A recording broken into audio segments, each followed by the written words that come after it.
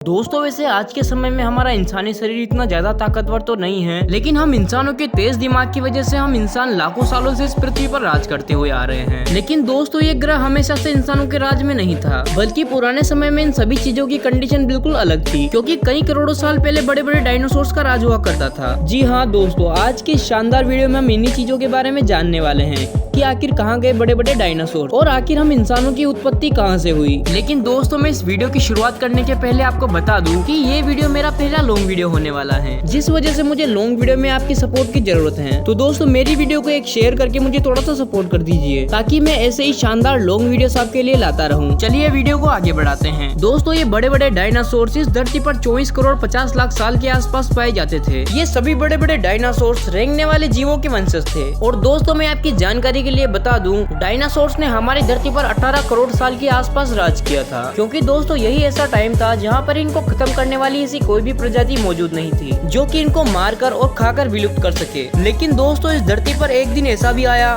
जिस दिन इस धरती पर डायनासोर्स का नामो निशान बिल्कुल खत्म हो गया। दोस्तों इस चीज को विस्तार से समझने के लिए हमको समय में पीछे जाना पड़ेगा, लगभग 65 मिलियन वर्ष के पहले, यानी 6 करोड़ 50 लाख साल पहले। जी हाँ दोस्तों, यही वह टाइम था जिस समय पर डायनासोर्स का बुरी तरीके से अंत हुआ था। दोस्तों आज के 6 करोड़ 50 लाख साल पहले ये धरती बिल्कुल अलग तरीके से दिखती थी। इस समय न ही बड़े बड़े टावर थे, न ही बड़े बड़े घर थे, बस थे तो बड़े बड़े जंगल और बड़े बड़े पेड़ और हरी भरी हरियाली। और इन्हीं बड़े बड़े जंगलों के अंदर बड़े बड़े डायनासोर्स पाए जाते थे। ये इन सभी बड़े बड़े जंगलों के अंदर अपनी जिंदगी बहुत ही मजे से काटते थे। लेकिन एक दिन 15 किलोमीटर के आकार का एक बहुत बड़ा एस्टेरॉयड पृथ्वी की तरफ आ रहा था, लगभग 22 मील प्रति घंटा की रफ्तार से हमारे बिल्कुल पास वाली उपग्रह से गुजरते हुए पृथ्वी की ग्रेविटी से पृथ्वी के अंदर एंटर कर जाता है। और उसी समय उस एस्टेरॉयड की गति बिल्कुल डबल हो जाती है, जिसकी वजह से वो पृथ्वी के वायुमंडल के अंदर प्रवेश कर जाता है। पृथ्वी के वायुमंडल के अंदर फ्रिक्शन होने की वजह से वो आग के गोले में तब्दील हो जाता है। दोस्तों कुछ रिसर्च से ऐसा भी पता चलता है कि इस आग के गोले की चमक इतनी ज्यादा तेज थी कि इसके 800 किलोमीटर आसपास के एरिया में आने वाले सारे जानवर इसको देखते ही अंधे हो गए थे। और कुछ ही सेकंड बाद में वो आग का गोला पृथ्वी से जाकर टकरा गया, जिसकी वजह से धरती पर बहुत जोर से विस्फोट हुआ।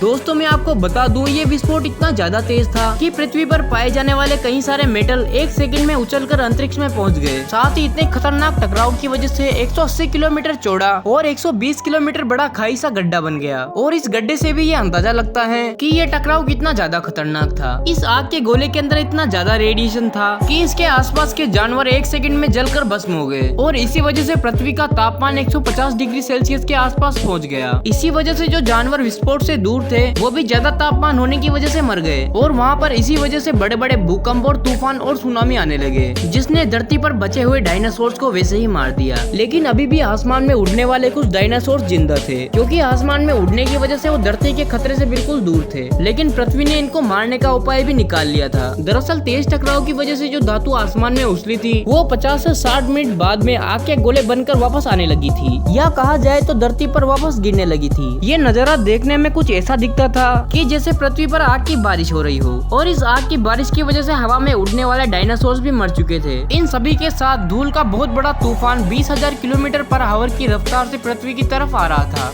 जिस वजह से धूल के बड़े बड़े बादल आसमान में इकट्ठे हो गए थे, जिस वजह से आसमान की धूप धरती तक नहीं पहुंच पा रही थी, जिस वजह से धरती पर पेड़ पौधे बिल्कुल खत्म हो गए थे। और इसी वजह से डायनासोर्स की 75% आबादी खत्म हो गई थी। और जो बचे कुछ जानवर बचे हुए थे, जैसे चूहों के जैसे दिखने वाले मैमल्स या स्तनधारी जीव थे, जिनमें से कुछ शायद डेवलप होने के बाद में इंसान बनने वाले थे। इन जानवरों ने अपने आप को बचाने के लिए जमीन में रहना स्टार्ट कर दिया और अपना भूखा पेट भरने के लिए कुछ भी खाना शुरू कर दिया। और इसी के साथ धरती पर डायनासोर्स का सिलसिला बिल्कुल खत्म हो गया और धीरे धीरे हम इंसान अस्तित्व में आने लगे। दोस्तों जैसे जैसे पृथ्वी पर समय बीतने लगा वैसे वैसे मैमल्स विकसित होने लगे। और पृथ्वी पर यह घटना होने के कुछ लाख साल बाद धरती से डायनासोर्स का अस्तित्व बिल्कुल खत्म हो चुका था। और अब हमारी पृथ्वी एक नई दुनिया बन चुकी थी, जिसमें नए जीवों के विकास की प्रक्रिया चल रही थी, जिनमें धीरे धीरे इन मैमल्स का आकार काफी ज्यादा बड़ा हो गया था। लेकिन अभी भी ये इंसानों की तरफ बिल्कुल भी नहीं दिखते थे। आज के 4 करोड़ 70 लाख साल पहले धरती का वातावरण अभी की तरह सामान्य हो गया था। इस समय पृथ्वी का तापमान 24 डिग्री सेल्सियस के आसपास हो गया था और सभी महाद्वीप अपनी अपनी जगह ले चुके थे। लेकिन धरती की टेक्टोनिक प्लेट्स के अंदर वापस से दोबारा हलचल हुई और धरती के दो काफी बड़े टुकड़े आपस में मिल गए। इनमें से एक टुकड़ा भारत था, जो कि खिसकते खिसकते एशिया महाद्वीप से जुड़ गया था। और इसी वजह से हिमालय पर्वत का निर्माण भी हुआ था। हिमालय से गिरने वाली बर्फ की वजह से कई सारी नदियों का निर्माण भी हुआ। उस समय पानी का सबसे बड़ा सोर्स ये सब नदियाँ ही थी और हमारी पृथ्वी हमारा स्वागत करने के लिए बिल्कुल तैयार थी। लेकिन हम इंसानों को यहाँ पर आने के लिए काफी समय बाकी था। आज के लगभग 40 लाख साल पहले मेमल्स कई अलग अलग प्रजातियों में विकसित हो चुके थे। इन्हीं प्रजातियों में से एप जो कि अफ्रीका के पूर्वी हिमालय के बड़े बड़े जंगलों में रहा करते थे। ये एप्स बड़े बड़े जंगलों के बड़े बड़े पेड़ों के अंदर रहना पसंद करते थे और ये बंदर की तरह दिखने वाले एप फल खाकर अपने पेट को भरा करते थे। लेकिन दोबारा एक ऐसी भी घटना हुई जिसने एप्स को पेड़ों से उतरने के लिए मजबूर कर दिया। दरअसल धरती पर टेक्टोनिक प्लेट खिसकने की वजह से धरती पर एक और नई पर्वत श्रृंखला का निर्माण हुआ। इन बड़े बड़े पर्वतों के बनने की वजह से इन जंगलों में मानसून का आना बिल्कुल बंद हो गया, जिसके कारण समय बीतने की वजह से धीरे धीरे यहाँ के जंगल बिल्कुल खत्म होने लग गए थे। इसी वजह से एप्स वाले बंदरों को खाने की समस्या होने लगी थी। इसी वजह से इनको पेड़ों से उतरकर धरती पर आना पड़ा। कई सारे एक्सपर्ट्स बताते हैं कि हमारे जिन पूर्वजों ने धरती पर सबसे पहले पैर रखा था